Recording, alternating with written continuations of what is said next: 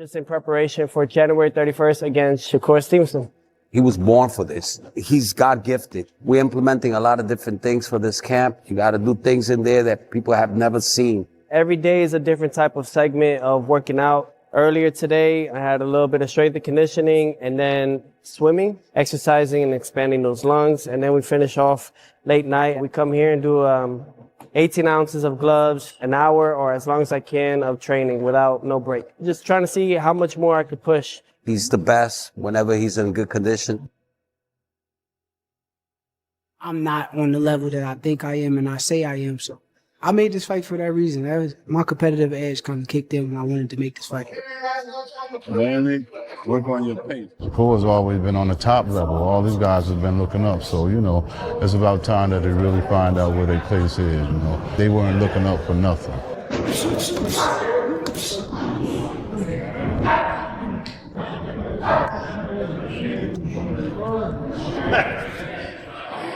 January 31st and whatever fight after that, you know, I really think, you know, he's at the turning point in his career. Both fighters are deep in their camps right now, grinding through every detail as this massive showdown approaches. The intensity is off the charts, with each man sharpening his weapons and locking in mentally for what could be a career-defining battle. Than the previous camps, I'm actually having more meals in between rather than before. I've been with him ever since he started boxing, which was at 6. I really knew that he was really good when he started beating professional fighters at 13, 14 years old. Between me and Shakur, when we were on the top rank, because we were the next rising stars, we sparred. We did only 3 rounds back in Miami in 2016. I was getting the best out of him. You should have seen afterwards. Why do you think he said stop? He said stop recording. Come on, dog. Considered by many as the pound-for-pound king, Lomachenko! I want him to chase Loma because I knew that if we missed that opportunity, we would have never got him.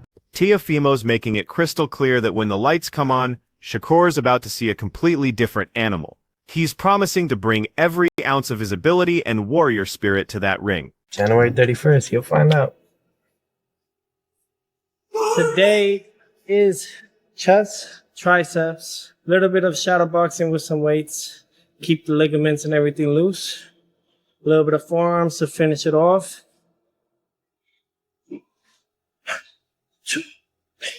Nothing too intense like others. We don't need that. Later today, we're going to go boxing, but prior to that, we're going to go recover. Lopez is dialing in his technique during these brutal training sessions, working those pads with surgical precision and making sure every punch lands exactly where it needs to. Right now, we're boxing. Yep. We're original, classic, reason why we're here type of boxing.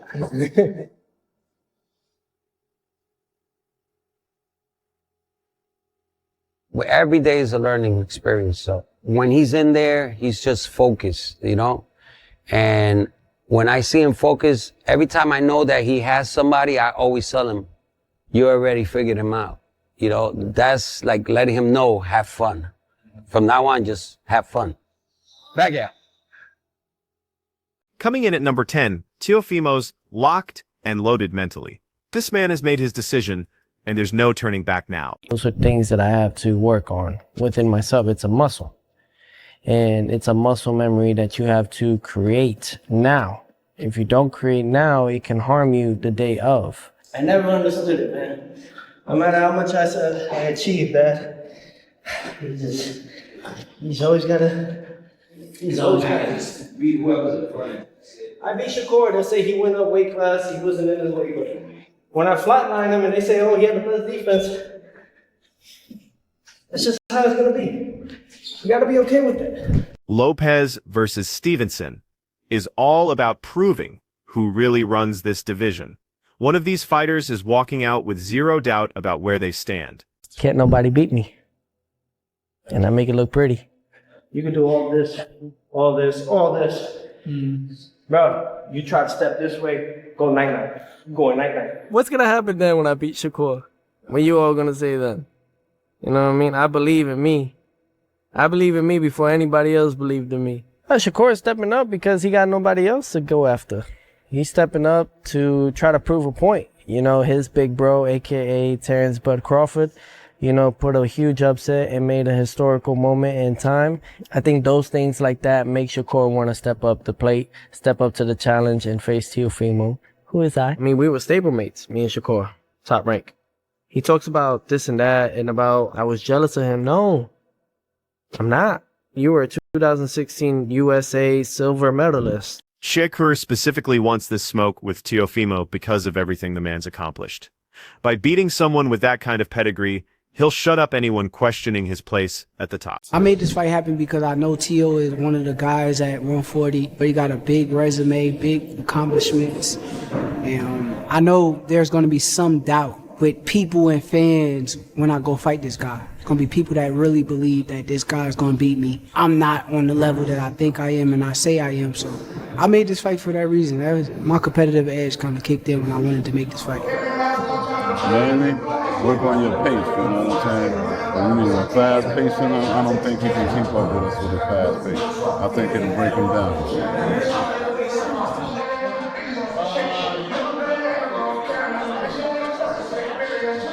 You know he like to work off his jab, so you handle that jab, you handle his... Keyshawn Davis is right there in camp with Shakur, both fighters feeding off each other's energy and cranking up the intensity as they prepare for war. A guy like me been knowing Shakur for over 10 years now.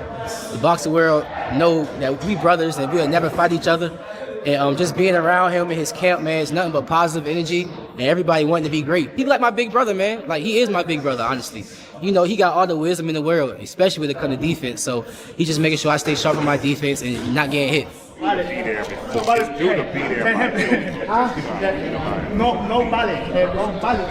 Hey, you speak Spanish? Yeah. And you speak English? What did you say? What did you say? No vale. You don't talk it. You different. Coach Wally Moses is molding the absolute best version of Shakur possible, erasing any weaknesses and building the kind of fighter who can handle anything thrown at him. Things are going pretty well so far. We had an excellent camp going so far, and I think that, you know, Shakur is going to be in the greatest shape of his life for this hit fight. He gets better by the hour, so being that he gets better by the hour, soon he'll be invincible. So, you know, that's the way we're looking at it. Teo is probably the biggest opponent I fought, but I don't feel like size win fights. I don't care who you is. If we get in a physical little wrestling match or anything in there, you gonna feel me just as much as I feel you. So Shakur's always been on the top level. All these guys have been looking up. So, you know, it's about time that they really find out where their place is, you know. They weren't looking up for nothing.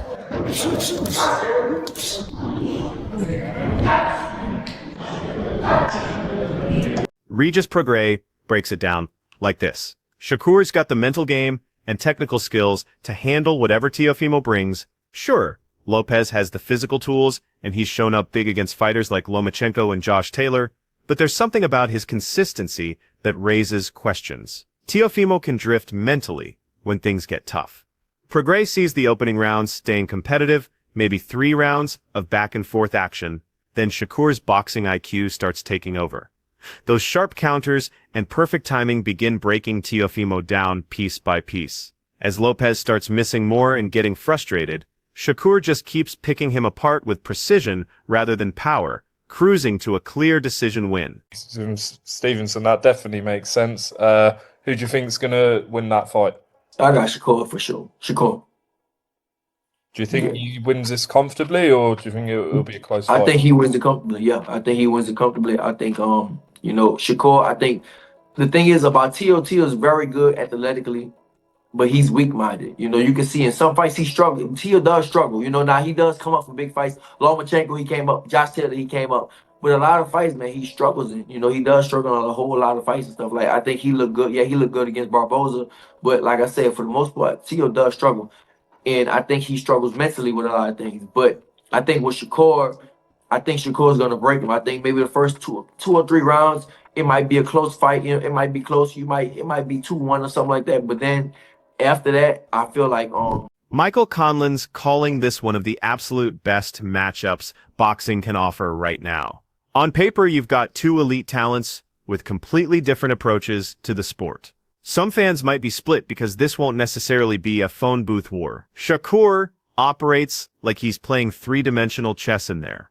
Every move is calculated, every moment is controlled, and he's constantly thinking 2 steps ahead instead of just throwing leather. Shakur is probably going to start stepping up, and Tio's going to try to hit him, and it's not going to work. And then Shakur might start. The thing about Shakur is a very good, a real good counterpuncher, really sharp, real sharp with the counterpunch. He sneaks those punches in, you know, and that's the one that hurt the most when he just sneaking them in when you're not supposed to hit him. So I definitely feel like, yeah, I feel like Shakur is going to beat him comfortably. Not knockout, but comfortable 12 rounds for sure. Have you sparred Lopez before? I never sparred Tio, though. Never sparred Tio. But Teofimo's a different kind of problem.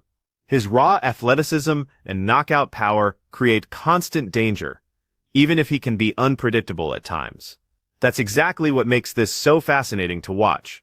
Conlon knows this will be more about strategy and execution than pure violence. It's the kind of fight where one small mistake can shift everything, and the smarter fighter usually finds a way to win. One of the best fights that could have been made in boxing. When Tio is on, unbelievable. Shakur, unbelievable. What happens? Can I tell you my thoughts? I hope so, yeah, go on. I think it's going to be a bore fest. It could be. An elite level chess match. On paper, it's an unbelievable fight. But I think when you're in there with a boxing master like Shakur, and he's going to play the game of just playing chess and not making no silly moves. And Tio is so, like, erratic at times, but very technical at times, and explosive. Will he, because he's smart, he is very smart, will he be Gary Russell Jr. gives us the inside scoop on how intense these training sessions really are. He describes staying in the center while everyone rotates around him, pushing through round after round without any rest. Multiple fighters and teams were there watching and working, but Gary kept grinding through those 6- and 7-round stretches. When they finally got footage with Shakur, it was at the tail end when fatigue was really testing everyone's limits. Even before his Olympic run, Shakur was building serious muscle and strength to go with those technical skills, making this camp preparation absolutely elite level. Okay, that's when one person stay in the middle and they just spot everybody that one person stay in while they keep. That's what that was. That's what I was doing. It wasn't just Shakur there. It was Shakur there. Richard Hitcherson's was there. He didn't want to spar. Who else was there? I want to say what?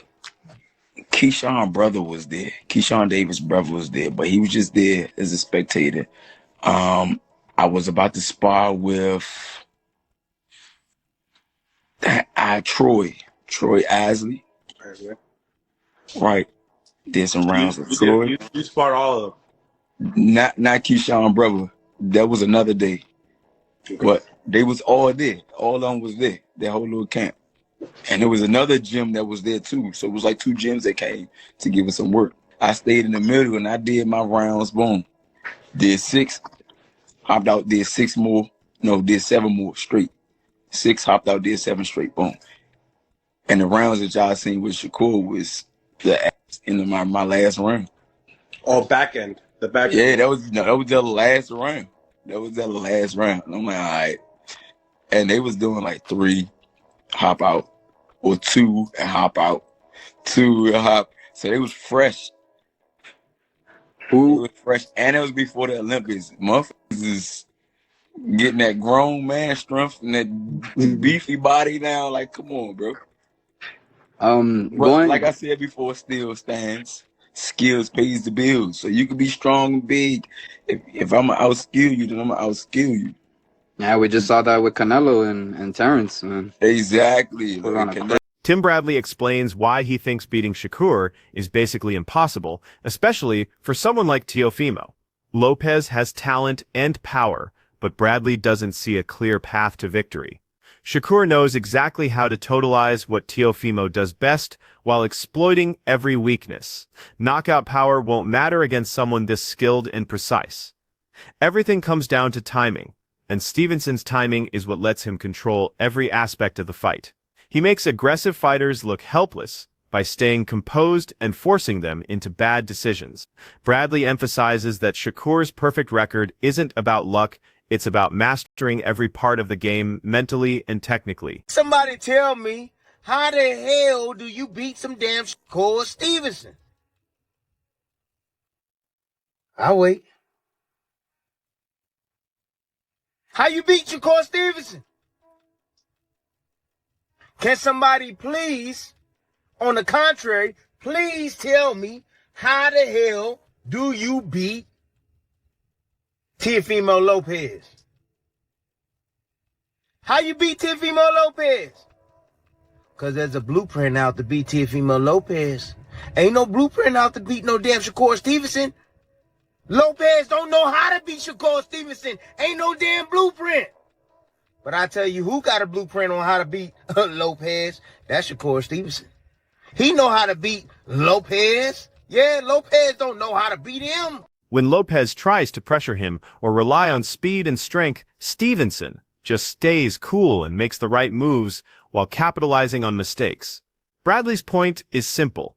Nobody has figured out how to beat Stevenson yet, and Lopez faces the same impossible puzzle everyone else does. Ain't nobody figured it out yet. Nobody. The man is undefeated. Talking about, oh, seeing some guys saying, oh, he gonna knock out Shakur Stevenson. Come on, stop it. Stop it. When the hell the last time that Lopez knocked anybody out? I mean, he hit Claggett. Well, Claggett, yeah. He hit Claggett with the kitchen sink. And Claggett ain't go no damn where.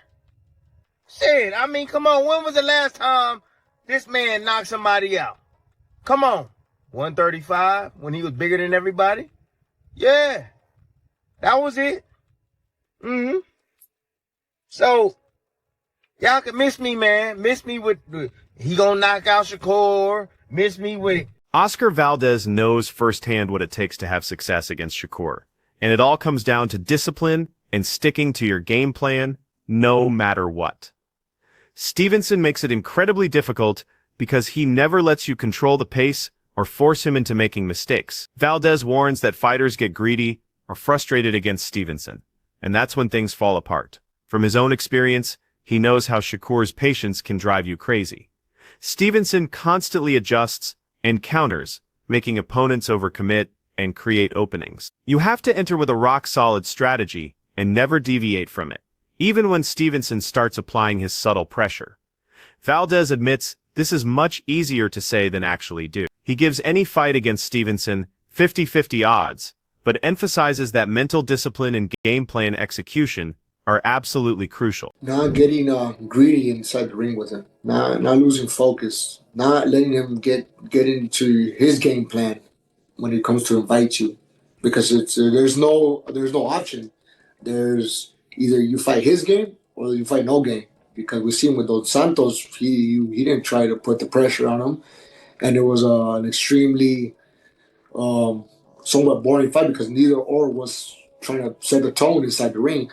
So if you're gonna set the tone with someone with Shakur, you better have a game plan because the guy he's gonna be patient. He's not gonna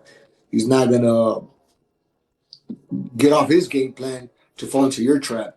So if I'm Teofimo Lopez coach, I would tell him not to lose focus, not to. From those early morning training sessions to the final exhausted rounds of sparring, both camps have invested everything into this moment. Skills have been sharpened, strategies have been perfected, and the kind of hunger that makes fights legendary is clearly present. Teofimo's showcasing his speed, power, and unshakable confidence. He truly believes his pressure and explosive moments will change everything. Stevenson represents pure tactical excellence, patient and precise, supported by a team completely focused on eliminating weaknesses and capitalizing on every opportunity. Press A, B, C, whatever it is, stick to it and go for it. But someone like Shakur Stevenson, like I said, it's easier said than done with a fighter like that because, it's not like he's too back from you. He's just right there in your face, and once you throw, he just rocks back a little bit and touches you. Then it becomes very frustrating. Then when you start loading up, then he does it again. It starts loading up in his shots, but just outboxing you. So I would just say it's like I said, it's a tough one for me to pick who will come out victorious. That's why I go with the 50-50 fight.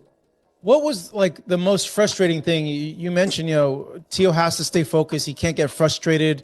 I remember watching your fight against Shakur there live. It seemed that you were getting a little bit frustrating. Like, what was the most frustrating thing you think happened in that, like, Teo, I guess, can expect?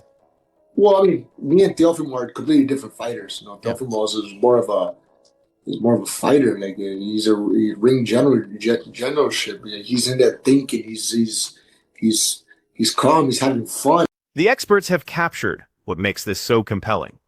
This won't be about who can throw the hardest punches, but about who can think faster and adapt better under pressure. Lopez's explosive unpredictability going up against Stevenson's subtle intelligence creates the perfect storm. Expect some tense early action, dramatic momentum shifts, and the kind of subtle adjustments that separate good fighters from great ones. Both men have earned their spot on this stage. For fight fans, it's a battle of contrasting styles and iron wills. For these warriors, it's about answering questions and making definitive statements. If you appreciate boxing that rewards intelligence as much as heart, this is absolutely must-see television.